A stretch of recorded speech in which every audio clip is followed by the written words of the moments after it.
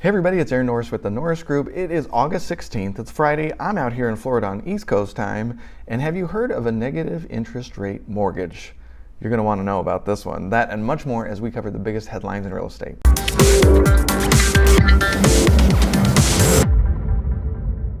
Don't miss the radio show and podcast this week. Bruce and I chat about everything we've got going up. It is our busy time of the year.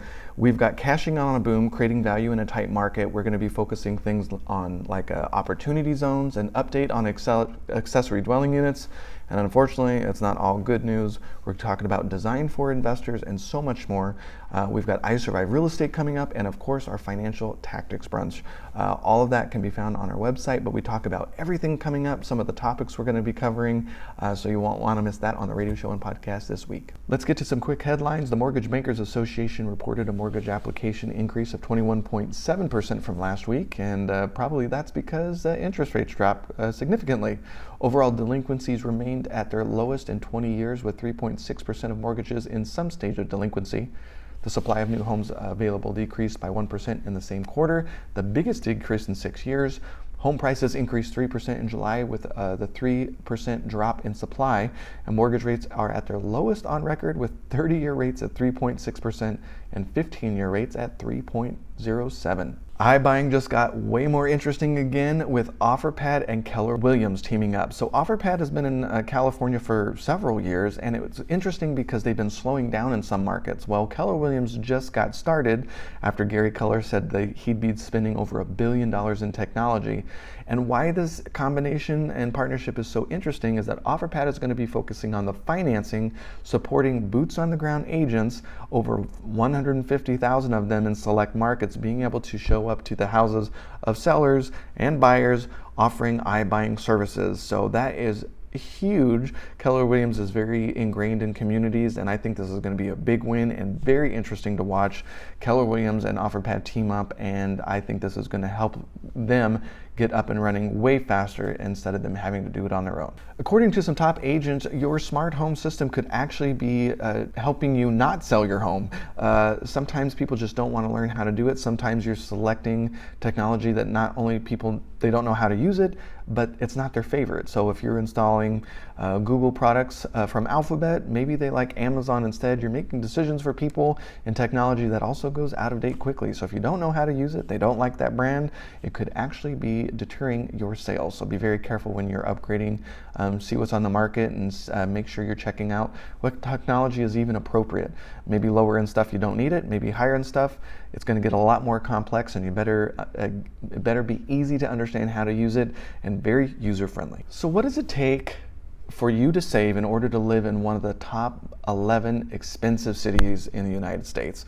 Well, according to the International Organization for Migration, 3 million people move to new cities every week, while almost 80% of Americans live in an urban area. But most of those major metro areas come with some massive price tags. So what did Realtor.com decide to do? They decided to put together the list of the top 11 and then how much you're going to have to save every day to live there. And then they decided to equate it to how many lattes you can't drink in order to achieve those savings. So that means if you want to live in New York City, you're going to need to save around $25 a day, and that equates to 6.8 lattes. Los Angeles, $44 a day, 12 lattes. Chicago, $10, around 3 lattes. Same with Dallas. San Francisco, you're going to need to save $94 or 25.8 lattes. That's a whole lot of lattes that people better not be drinking, because that's going to make you sick. Average home listing price increased 5.5% in July and is down only 0.2% from June, but is still significantly lower from where it was at the last year. So some think it's leading to tensions between buyers and sellers, or the would-be sellers are backing off from selling during a time when most people are trying to buy a home. So challenges continue for the entry home buyer. You've got a lot of the same demographics chasing the same inventory. Properties below $200,000 spent only 56 days on the market, where properties over $750,000 spent 81 days. Here in California, if you're in the wrong price category, it's way longer than that, especially on the very upper tier. You know what, with prices on mortgages dropping, that might change a little bit. You might get a little bit of a bump, which is really great right before we go into the typical slower selling season in winter. So we'll have to wait and see. FHA just announced changes to its condominium rules to make it easier for owners to finance. The new guidelines go into effect October 15th and will allow an individual unit in a building of 10 or more units to be eligible for spot approval if no more than 10% of the units are FHA insured. Owner occupancy rules will now be set at 50%, and guidelines are also being more relaxed when it comes to mixed use. So some much needed guidelines, and they think this is going to mean 20 to 60,000 more per year that can get FHA financing on condos, which is always a good thing. I own a few condos. I'm going to wait to see if this is going to free up some more financing to maybe, because I think it could possibly drive up prices in California before I-1031 exchange. So what is a negative interest rate loan? Yeah, it's what it sounds like. So you get a loan and you're still making payments, but you're actually making a little bit less of a payment because the bank is paying you to take the loan. Sounds too good to be true, but it's actually happening in some parts of the world. A Danish bank, and I'm going to say this wrong, it's Jyske Bank, Jyske, is offering negative 0.5% interest rate loans for 10 years, followed up by a Finland bank who's offering zero interest loans for 20 years, and they're preparing for a 30-year. That is crazy, and no, I do not know if they lend to foreign nationals or in the United States. So right before I Survive Real Estate, we will actually find out what the fund rate will be if they decide to lower interest rates. There's a lot of rumors of anywhere between 0.25% to 0.75%. Who knows? But if they lower it again, wow. And it will be right before we have Doug Duncan on the panel, so it'll be really interesting to talk about. But what do you think? Where are interest rates going to go?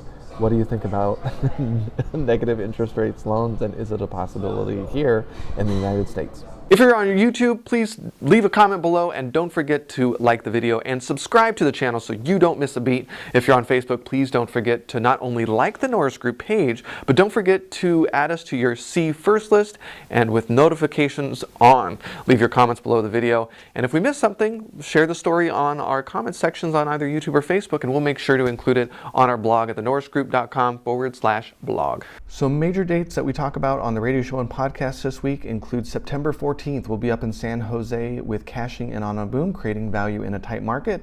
September 27th is I Survived Real Estate, and in October you're going to have a chance to check out the October Financial Tactics Brunch on October 19th.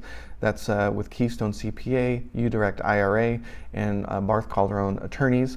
We're going to talk about all things estate planning, and this is the most advanced thing that we do for an extremely reasonable price. It comes with breakfast. Half the event is updating you on what's changed for estate planning for real estate investors in the year, and the second half is really dedicated to questions in the audience.